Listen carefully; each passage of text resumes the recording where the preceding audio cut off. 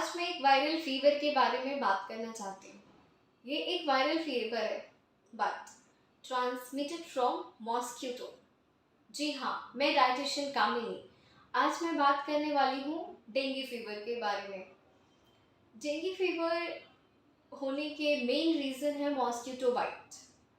Mosquito bite की वजह से हमारे बॉडी में इन्फेक्शन होती है और फीवर हो जाते हैं।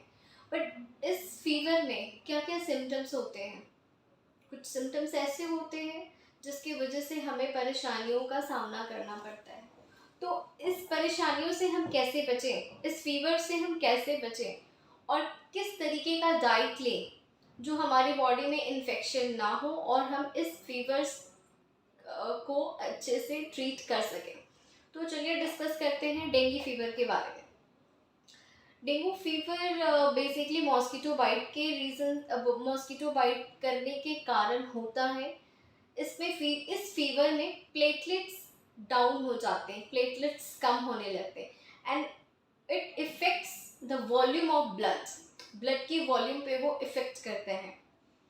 तो ब्लड की वॉल्यूम पे इफेक्ट करते हैं, तो which kind of food we can include in this time period so that we can maintain our blood volume and we can treat some kind of infections also.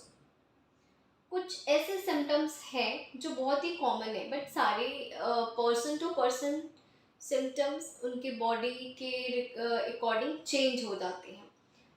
some person having a loose motions, maybe headache, maybe joints pain, maybe diarrhea, nausea, बहुत सारी चीज़ें हैं जो इस fever से गुजरने के बाद दिखते हैं कि ये कॉम्प्लिकेशंस या ये सिम्टम्स दिख रहे हैं।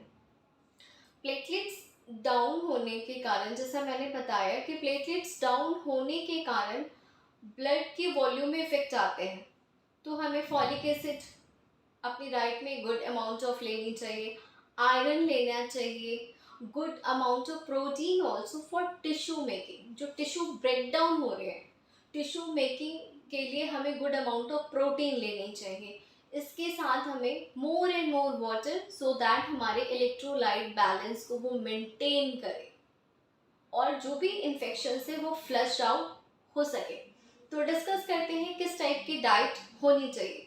फॉलिक एसिड और आयरन के लिए हमें अपनी डाइट में फ्रूट्स की अगर मैं बात करूं, kiwi, guava, good amount of अच्छे क्वालिटी के लेमन, इस टाइप की चीज़ें, ग्रीन लीफी वेजिटेबल्स अपनी डाइट में इंक्लूड करने चाहिए।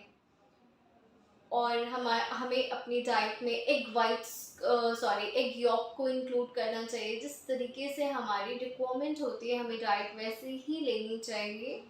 तो इन चीज़ों से हम उस बीमारियों उस फीवर के जर्म्स को अपनी बॉडी से फ्लश आउट कर सकते हैं, अपने ब्लड की वॉल्यूम को मेंटेन करने में हेल्प हो सकती है। हमें अपनी डाइट में लिक्विड ज़्यादा से ज़्यादा लेना चाहिए, बट इन चीज़ों का ख्याल रखना चाहिए कि हमें प्रोटीन भी लेना है, फॉलिक एसिड भी गुड अमाउंट लेने हैं, आयरन भी होने चाहिए। तो कुछ ऑप्शंस मैं आपको बता रही हूँ। We can go through the like a पालक का soup, it is good amount of iron and fluid भी हमारे बॉडी में बढ़ जाएगा। बटर मिल्क एंड लस्सी ले सकते हैं, प्रोटीन के सोर्स है एंड लिक्विड के थ्रू हम इलेक्ट्रोलाइट बैलेंस को मेंटेन कर सकते हैं। लेमन वाटर ले सकते हैं, कोकोनट वाटर ले सकते हैं, fresh juice it contain the good amount of fibre also. मैंने 2 बार बोला फ्रेश जूस, इस वजह से मैं बोल रही हूँ क्योंकि don't go with any kind of tetra pack juices, because on that time digestions बहुत स्लो होते हैं, डाइजेशंस वीक हो जाते हैं, बिकॉज लूज मोशंस के भी चांसेस होते हैं। तो उस केस में हमें कोई भी केमिकल या प्रिजर्वेटिव के इस्तेमाल ना करके फ्रेश फाइबर वाले नॉर्मल जूसेस लेने चाहिए। तो हमारी बॉडी में किसी तरह का कोई दूसरा इन्फेक्शन नहीं होगा। And more important thing, easily digestible food, खाना बहुत आसानी से पचने वाला खाना खाना चाहिए। खिचड़ी, दलिया, उपमा, पोहा ले सकते हैं। गुड अमाउंट ऑफ लिक्विड्स के लिए वेजिटेबल सूप, दाल का सूप, दाल में पालक को ऐड करके दाल का सूप बना सकते हैं। मशरूम का सूप ले सकते हैं। जो नॉनवेज खाते हैं वो चिकन सूप ले सकते हैं। एग यॉक को अपनी डाइट में इंक्लूड कर सकते हैं। स्टीम चिकन का भी इस्तेमाल कर सकते हैं। सौते वेजिटेबल्स, जो कच्ची चीज़ें हैं जो हमारे स्टमक को हैवी लोड दे, डाइजेशंस में टाइम लगाए या डाइजेशंस प्रॉपर ना हो, वैसी चीज़ों को थोड़ा अवॉइड करें। जैसे तली भुनी हुई चीज़ें ना खाएं, पूरी पकौड़ा पराठा समोसा अवॉइड करें, कोई भी कार्बोनेटेड बेवरेजेस ना ले।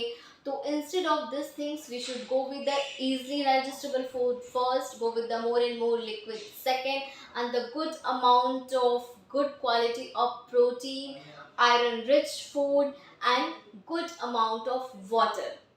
तो इन चीज़ों का प्लीज़ ख्याल रखें। और अभी डेंगू फीवर काफ़ी फ्रिक्वेंटली फैल रहा है, तो इन चीज़ों का ख्याल रखना है। ये हमारी बात हो गई कि किस टाइप के सिम्टम्स होते हैं, क्या करना चाहिए। ये तो हमने आपको ट्रीट करने के अपने डाइटरी टिप्स अपनी लाइफ में इंक्लूड करना है। बट इन चीज़ों को कैसे हम बचें, इससे बचाव कैसे कर सकते हैं। Prevention is better than cure. तो प्रिवेंशन हमेशा पहले करनी चाहिए। तो नेट का इस्तेमाल ज़रूर करें, घर में नेट लगा के रखें या खिड़की दरवाज़ों को बंद करें। वाटर एक्यूमुलेशंस ना होने दें। पुराने डब्बे या किसी तरीके के वाटर एक्यूमुलेशंस हो रहे हैं तो उसे थ्रो आउट करें, घर में ना रखें। आपको घर की सफाई करनी है, अपने सराउंडिंग्स को क्लीन रखना है। Full sleeves